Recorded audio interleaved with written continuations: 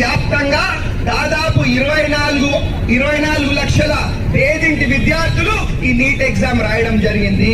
కాబట్టి వాళ్ళు ఒకటే చెప్తా ఉన్నాం, వాళ్లకు న్యాయం జరిగేంత వరకు మా కాంగ్రెస్ పార్టీ పోరాడుతుంది. కాంగ్రెస్ పార్టీ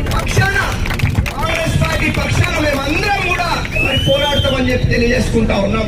అదేవిధంగా మరి తక్షణమే సిట్టింగ్ జడ్జి తోటి విచారణ ఏర్పాటు చేసి నీట్ ఎగ్జామ్ ని రద్దు చేసి మా పేదింటి విద్యార్థులకు న్యాయం చేయాలని చెప్పి మరి కేంద్ర ప్రభుత్వానికి విజ్ఞప్తి చేస్తా ఉన్నాం. ఒకవేళ న్యాయం చేయకపోతే న్యాయం అయ్యేంత వరకు మేమందరం కూడా కాంగ్రెస్ పార్టీ నాయకులము, కాంగ్రెస్ పార్టీ కార్యకర్తలము మరి మా పేదింటి విద్యార్థుల కోసం గట్టిగా కొట్లాడతామని చెప్పి మరి మీ అందరు కూడా తెలియజేసుకుంటా ఉన్నాం.